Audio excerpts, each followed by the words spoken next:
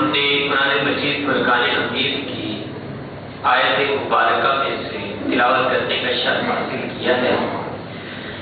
اللہ جل جلالہ امن والوں کی بارگاہ میں دعا ہے کہ وہ ہمیں حق اور سچ کہنے کی سعادت عطا فرمائے اور سامعین کو بھی حق اور سچ سن کر عمل کرتے ہوئے دوسروں تک پہنچانے کی توفیق مرحمت فرمائے۔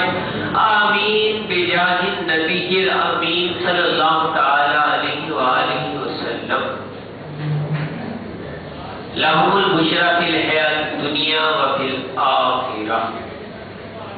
ان لوگوں کے لیے دنیا اور آخرت میں خوشخبریاں ہی خوشخبریاں ہیں۔ ان کے لیے جو اللہ والے ہوتے ہیں اور اللہ والوں کے چاہنے والے ہوتے ہیں اور جو اللہ والوں کے نقش قدم پر ہوتے ہیں۔ آج کی آیت مبارکہ ہم نے ایک موضوع کے تحت تلاوت کی ہے۔ موضوع یہ ہے جو اللہ والا ہوتا ہے یا اللہ والوں کی قدر کرتا ہے یا اللہ والوں کے نقش قدم پر ہوتا ہے، اس کے اندر ایک خوبی ہوتی ہے، اور وہ خوبی کیا ہے کہ وہ اللہ کے بندوں کے عیبوں سے نظر چرا لیتا ہے۔ اللہ کے بندوں کے عیبوں سے نظر چرا لیتا ہے، اس کے عیبوں کو بیان نہیں کرتا، اس کے عیبوں پر نظر نہیں کرتا۔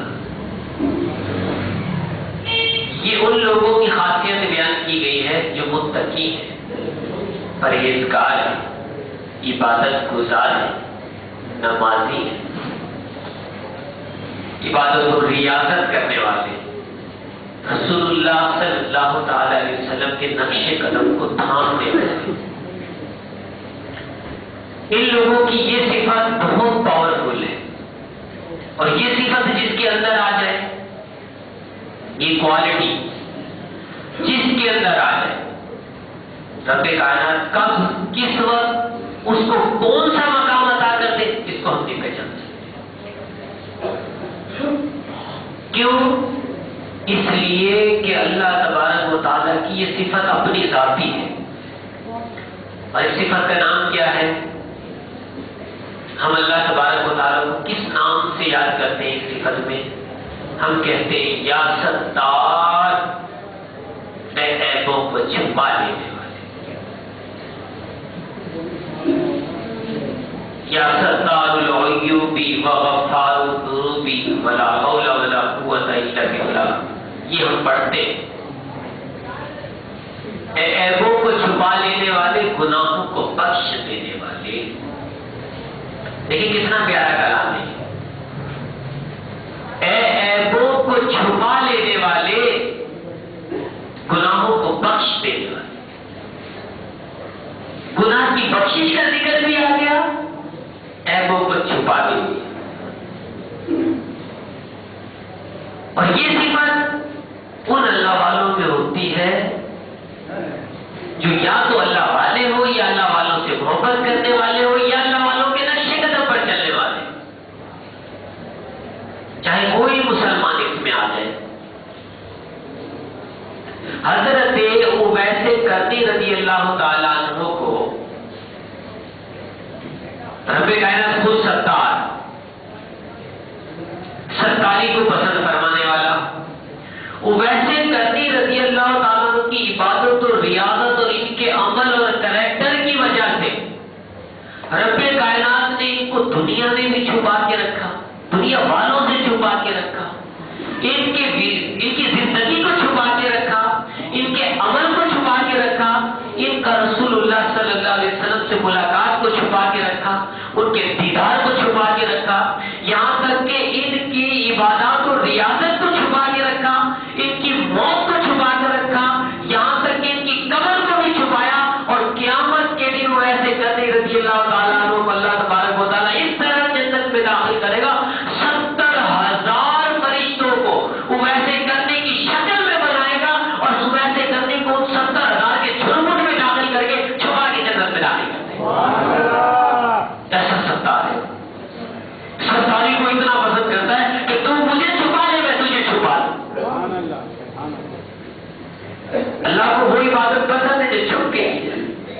या नहीं? फराइज इबादत, वाजिबात इबादत दिखा के करना अफजल है, लेकिन सुन्नतें, मुस्तहबात, नवाफिल, इबादत और रियादत जो हम एक्स्ट्रा करते हैं, ये सब छुपा कर पता न चलने दे किसी को हम कौन सी इबादत कर रहे हैं।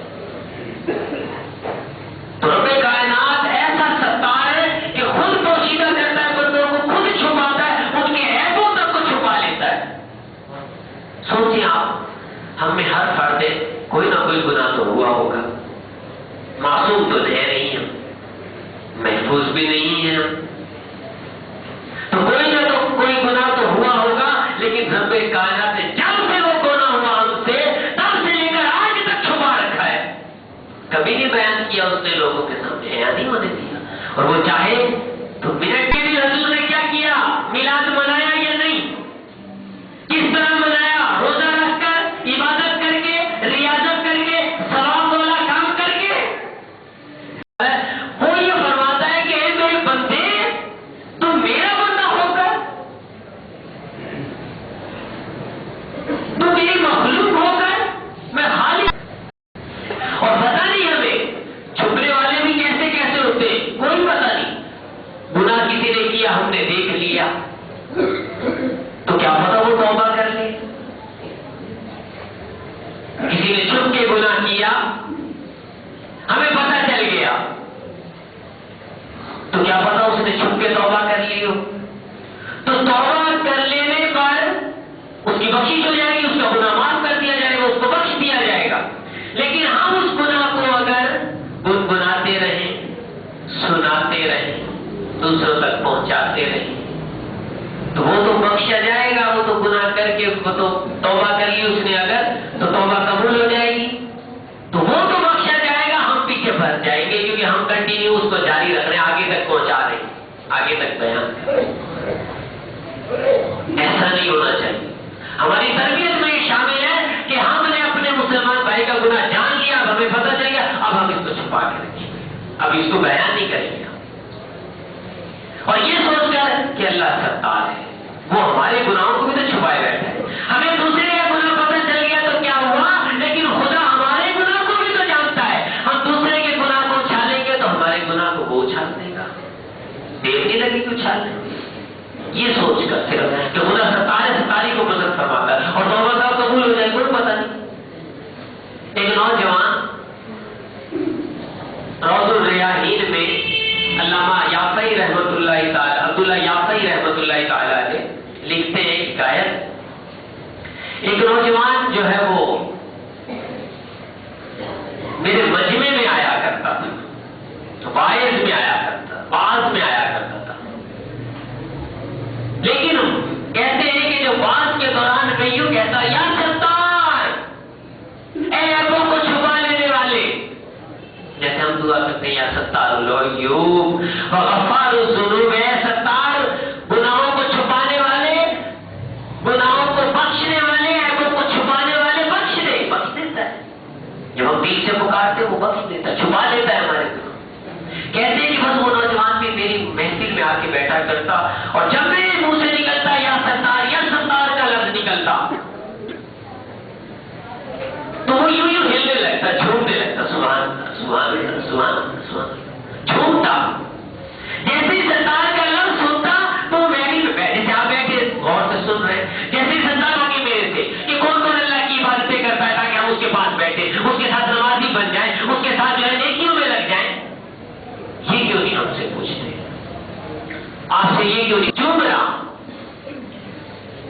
एक दिन मुझसे पूछा, मैंने पूछा कि नौजवान क्या बात है, क्या राज है कि जब सत्तार कहता हूं तो तू झूमने लगता है मेरी महफिल में, झूमता क्यों है, हिलता क्यों है, सत्तार के नाम पर तुझे बचत की सी कैफियत क्यों आ जाती है। कहने लगा बात दरअसल ये है कि मेरे अंदर एक आदत थी, गुनाह की एक बीमारी थी, मेरे अंदर क्या करता था, मेरे अंदर ये गुनाह की आदत थी। शादी की महफिल में जाता है, शादी वाले कपड़े लड़कियों वाले पहनता, लड़की की सी सूरत बनाता, और लड़कियों का सिलेक्शन बना के मैं लड़कियों में जाके खूब घुल मिल के जो है ना गुलफरे उड़ाता। एक दिन क्या हुआ, किसी शहजादी की जो है शादी थी, वहां भी मैं अपना रूप बदल कर ستاری ہے اس کی، خدا کی قسم اس کی ستاری ہے۔ ہم تو اپنا کہیں گے، ہم میں سے ہر شخص سوچے اپنے دل پہ ہاتھ رکھ کے کہ ہم سے بھی گناہ ہوا ہے، ہم سے۔ شادی حال کے دروازے بند کر دو، کوئی باہر نہیں جائے گا، نہ کوئی اندر آئے گا، سب کی تلاشی لی جائے گی، شہزادی کا ہار گم ہو گیا ہے۔ اب کیا وہ نوجوان کہتا ہے کہ سب عورتوں کی تلاشی لی جا رہی، کیونکہ عورتوں کی وہ حال عورتوں کا تھا، سب عورتوں کی تلاشی لی جا رہی۔ کہتے ہیں کہ میں جیسے جیسے تلاشی ہوتی جاتی مجھے ڈر لگنے لگتا کہ جیسے کوئی تلاشی لے گا، جسم پر ہاتھ پھیرے گا، چیک کرے گا تو پتہ چل جائے گا یہ تو مرد ہے، اور وہاں جو میری رسوائی ہوگی وہ تو پھر دیکھنے کی ہوگی، اور بادشاہ کیا پتا کیا کرے گا، رسوائی ہے زمانے میں، اور بادشاہ پتہ نہیں کیا کرے گا۔ دلی دلاتے بنا آج میں رسوا ہو جاؤں گا، تجھے تو سب پتا ہے، ان کو تو کچھ نہیں پتا، تو سب جانتا ہے، آج چھپا دے۔ وہ نوجوان کہتا ہے کہ بس ساری عورتوں کی چیکنگ ہو گئی، ایک میں اور ایک اور عورت بچ گئی، میں بس جس عورت اس عورت کی چیکنگ کا نمبر آنے والا تھا کہ میرے اندر سے۔ یہ کون ہے؟ مسعود کی دال، مسور کی دال، مسور، یہ دو کیوں ہیں امام صاحب؟ ایک ادھر منہ کر۔